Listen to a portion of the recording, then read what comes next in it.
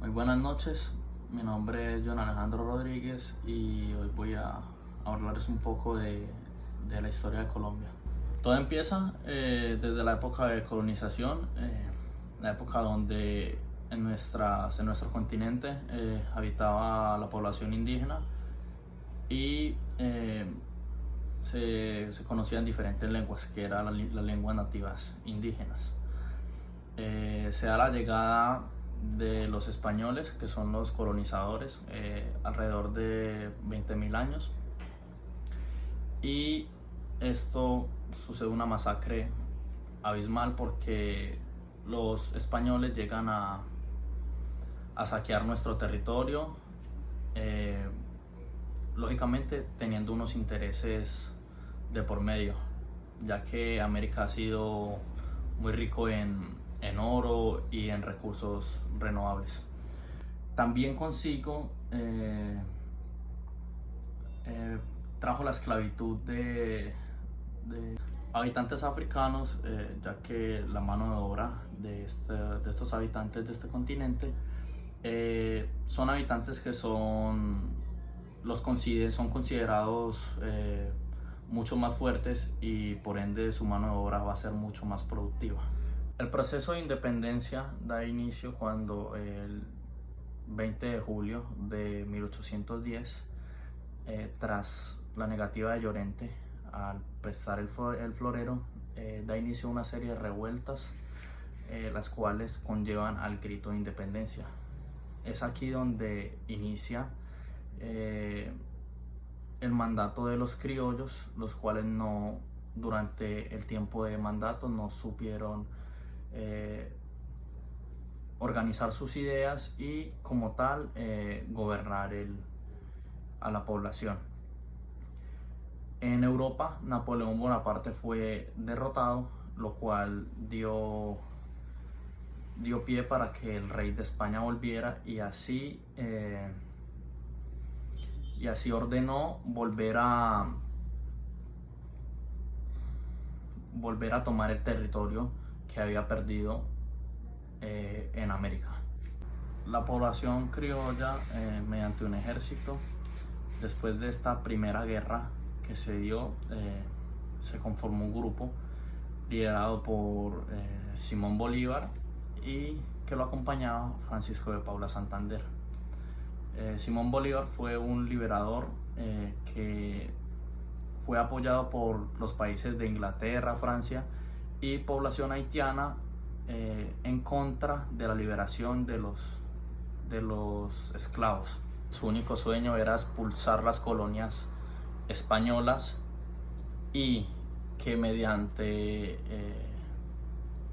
este grupo que él lideró logró tener éxito en la batalla de Boyacá el 7 de agosto de 1819. Simón Bolívar se repartió desde Perú hasta la Patagonia, liderando estos territorios, y a cargo de Francisco de Paula Santander quedó Colombia, pero Colombia era un país que estaba difícilmente quebrantado por su deuda externa. Ya Colombia liberado, se crearon, el país se dividió entre dos bandos o dos grupos que fueron llamados como partidos liberales y partidos conservadores. Esta lucha entre el partido conservador y liberal dio a cabo muchas guerras, la cual tras cada guerra daba paso a una nueva constitución. La primera constitución fue la constitución de 1863, que fue la constitución del Río Negro, y la cual decretaba un sistema federal y fue constituida por 9 estados. El presidente se elegía por medio de un voto de cada estado y fue denominado también un estado laico, es decir, que era fuera de la religión. También el presidente tenía un periodo de 2 años. En esta nueva constitución de 1886, el sistema de Colombia fue un sistema centralista y fue llamado como la República de Colombia. En la anterior constitución era llamada Estados Unidos de Colombia, pero en esta cambió a la República de Colombia. En esta constitución el periodo presidencial era de 6 años y el presidente, él elegía los gobernadores. El presidente era escogido por medio de un voto directo de la población. A partir de esta constitución se dio las hegemonías de los partidos, en el cual tuvimos la hegemonía conservadora que dio pie a la Guerra de los 1000 días. Obtuvo como ganador al Partido Conservador. También vemos que en este periodo de hegemonía conservadora podemos también mirar la separación de Panamá. Esto es debido a que, como se encontraban en guerra, el Estado colombiano, por decirlo así, olvidó ese departamento, llamémoslo así, y ahí es donde entró Estados Unidos, apoyando ayudando a crear el Canal de Panamá, por lo cual esto ayudó a este país a independizarse. Estados Unidos y Colombia quebrantaron como su tregua o amistad, y Panamá se independizó. Estos dos países, Estados Unidos y Colombia, volvieron a llegar a una tregua por medio de la llamada deuda externa, en la cual Estados Unidos ayudó a Colombia en un medio de crisis que tenía Colombia, y esto ayudó al desarrollo de la economía colombiana, como la creación del Banco Central y entre otras cosas. Aquí es donde entra el llamado Bogotazo. ¿Qué fue el Bogotazo? Fue el hecho que condujo al asesinato del líder y próximo presidente de la República de Colombia, Jorge Eliezer Gaitán. Tras el llamado Bogotazo, nacen los grupos revolucionarios al margen de la ley, por así decirlo. Nace las FARC, el Ejército de Liberación Nacional, conocido como ELN. Nace también el M-19, que es el movimiento del 19 de abril.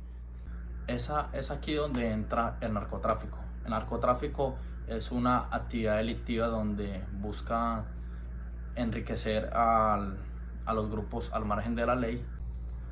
El país, viéndose sometido en una gran ola de violencia, optó por la Constitución de 1991, la cual fue una reforma, la cual permitía más participación ciudadana, más democracia, más liberación. Luego del mandato de César Gaviria lo sucedió Ernesto Samper, y este fue el primer presidente ejerciendo la Constitución. Este mandato fue muy, por decirlo así, muy escandaloso, ya que se decía que Ernesto Samper, su campaña fue promovida por el narcotráfico. Sucedió a Ernesto Samper, lo sucedió Andrés Pastrana, hijo del expresidente Misael Pastrana, y fue quien denunció a Ernesto Samper. Este mandato por Andrés Pastrana fue quien empezó las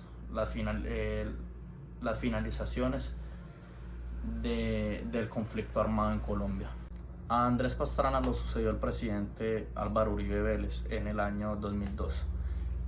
Este presidente obtuvo un gran avance, ya que eliminó el conflicto en varias localizaciones del país. Pero por otro lado también se vio esta noticia de los falsos positivos, que era hacer pasar población civil por paramilitares. Conocer la historia de nuestro país es muy importante, ya que nos ilustra el cómo han transcurrido generaciones en generaciones el avance de nuestro país.